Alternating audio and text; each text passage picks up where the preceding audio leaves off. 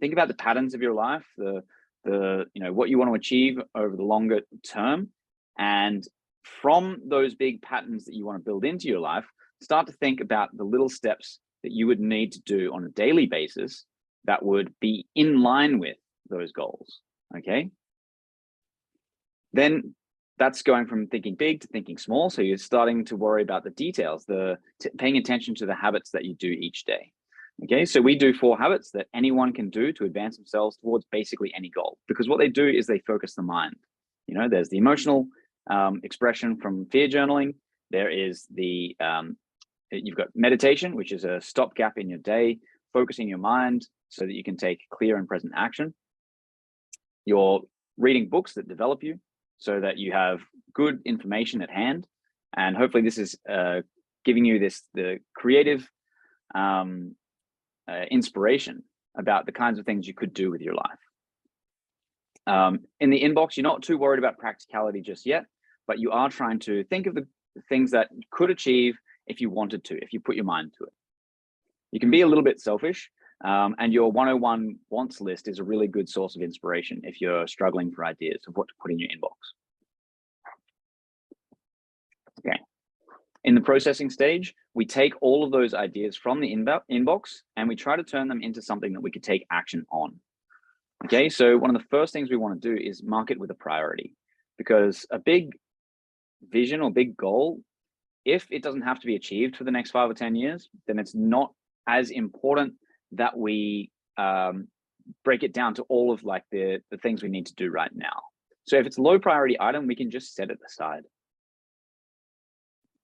For the other high priority items, the things that we want to change now or soon, we can group these together and give them an even more succinct or well-defined priority.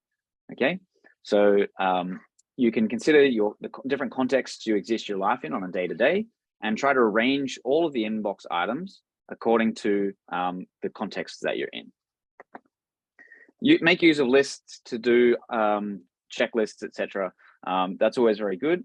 And as a good rule of thumb, if an item that you want to put into your inbox takes less than 2 minutes to complete, just get it done. Okay, if it takes less than 2 minutes, just do it.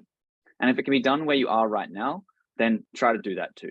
One of the things we can do to constantly improve our life is taking stock of what is right in front of us and seeing what we can improve. If you're constantly improving the place that you exist in, wherever you are, then you're going to be having this large impact on the world, right? Your world is going to continuously be evolving from sort of chaos into the type of environment you like to exist in. Okay, so take stock of where you are. If something can be done in less than 2 minutes, do it now. And if something you encounter each day, make that a priority. Okay, if it's a life vision or a big hope, big dream, you can put it aside for later, but we're going to review it. We know that when we come to our review process, we will be focusing our attention on that. It just doesn't have to be done this week, right now. Okay, and if some tasks you can clearly identify need more info, add that in. Make sure you keep good records, because your memory really only should be holding a couple of key items, right? That allows you to stay in the present moment. If you're carrying around with you into your present day, 1,000 other things in your mind, it's going to it's like storing your computer, just cramming it full of software, files, right? All the way, if you have no memory left in your computer, it's going to slow down, it's going to crash, it's going to bug out, right? Your mind works the same way. Keep it to a few things that you need to take care of presently and get a storage device. That's your inbox, right? It allows your mind, your mental computer, to run smoothly. I've got a quick win just based on the note taking and putting things in Evernote and adding more info. I added a note a couple of months ago to buy my partner a present. It's her birthday next month. Nice. I was like, I'm 3 months ahead. I'll chuck it in. I just need to buy her a good gift. And then would have been a couple of nights ago, I was thinking, fuck, I got to start looking and thinking about a present for Carly. And I went into my Evernote and I had 2 separate notes to buy her a present, one in next and one in soon. And then some details in each. And when I put them together, I now have more than enough. So I'm sorted. Yeah. So anyway, it was just a quick win. Yeah. I didn't even consciously remember that I put these things in. Exactly. Yeah.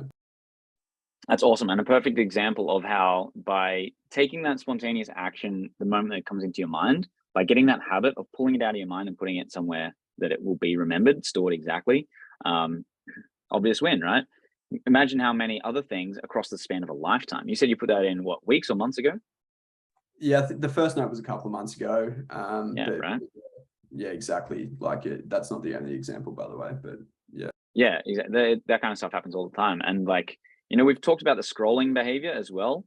Like there are times you'll do this, and if you have your Evernote around for years and you're capturing these ideas, when you're just, you know, you have that scrolling behavior, maybe you're, you know, taking a dump, maybe you're right before bed, whatever it is, you're scrolling through your phone. Instead of Facebook, you're scrolling through your own subconscious mind, your own inbox, right?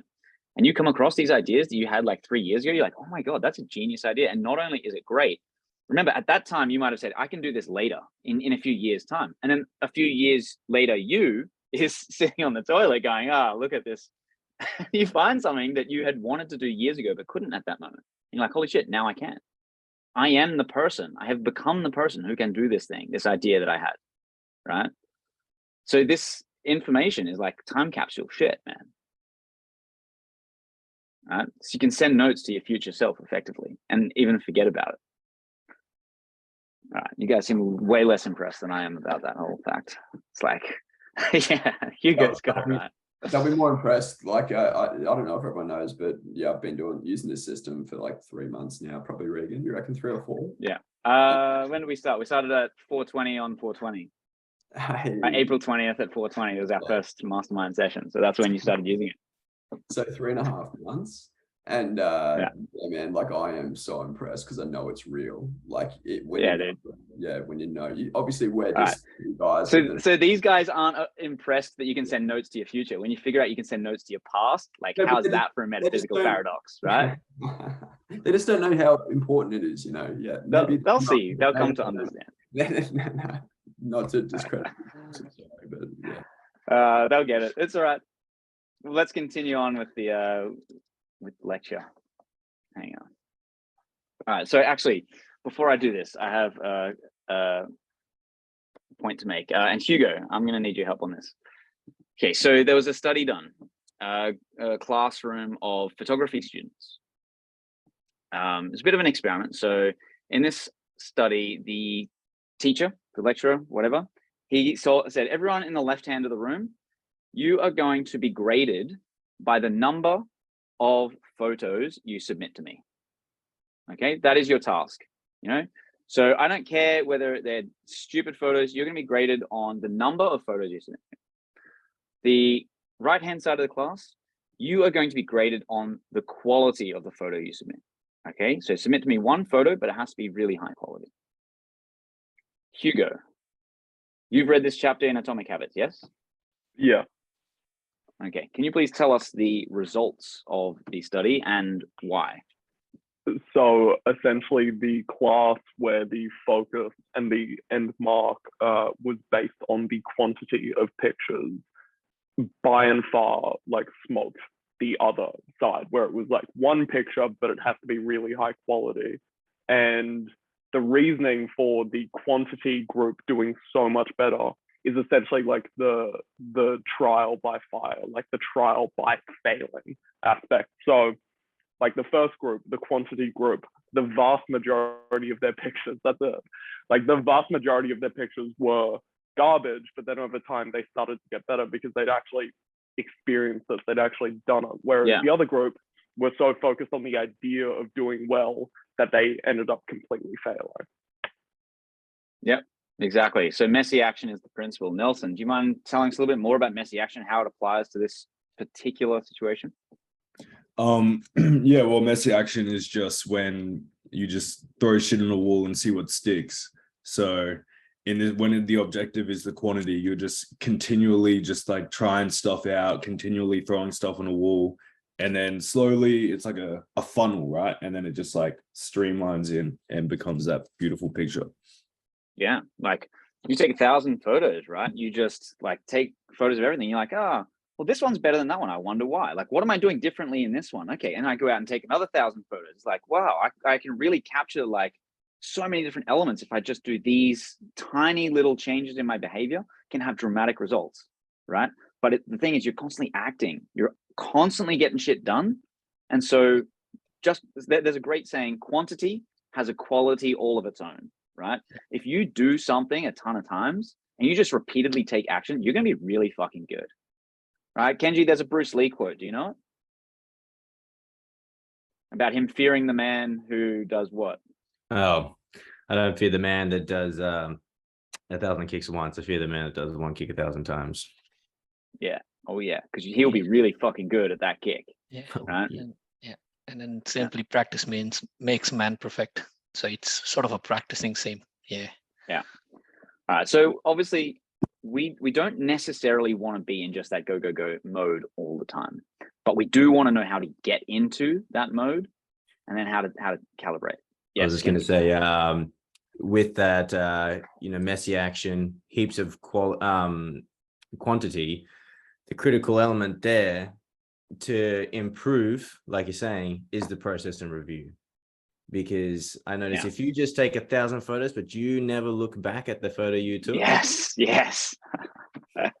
That's right. You shall not. So that's good. There has to be that conscious element, that conscious review, So the students who were taking 1,000 photos, they were looking at them, judging them. They were evaluating them. They were lining things up side by side, figuring out what it was that worked.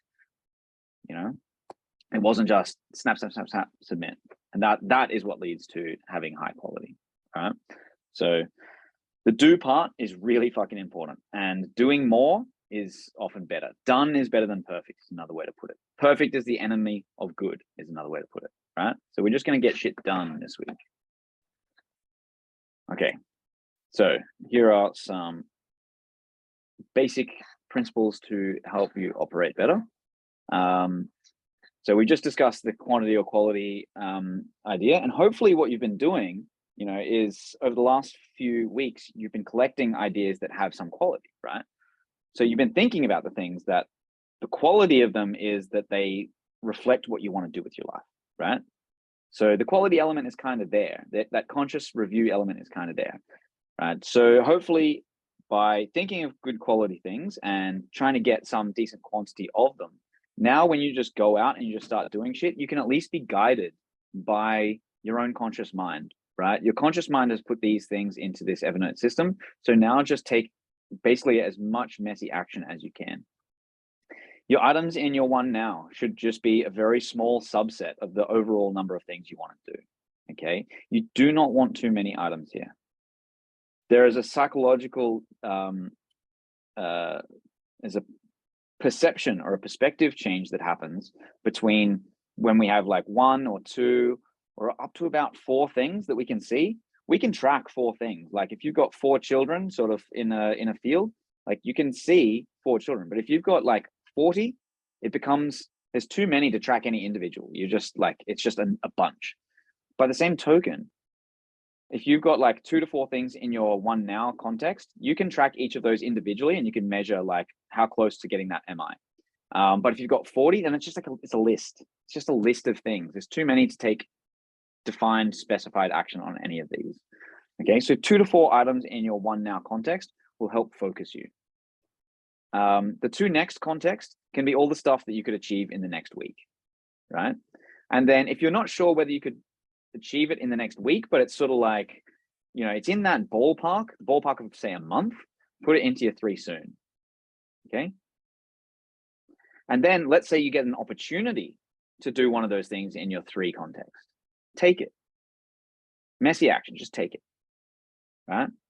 And then for the stuff that's just like, yeah, look, that trip to Paris is very, very unlikely to happen next week. It's going to happen soon. I can take some steps on it. Like I could, book my flights or, design an itinerary or something. Yeah, okay, those can go in your smaller time contexts. But some things you just have to say that is not happening right now, and I'm going to put it aside. Great, you don't have to worry about that stuff. And if you keep getting good ideas, cool, capture them in your inbox, and if you're sorting, you can put them into your someday. And likewise, your someday should be the stuff that you've put in that it's the direction of your life that you want it to go. Okay. And again, I already went through these ideas in the process section, but you know, the top item is a great rule of thumb, right? If you want to take messy action, that's the king of it. If it takes less than 2 minutes, just do it. And keep an eye on your surroundings. See how much you can improve your surroundings.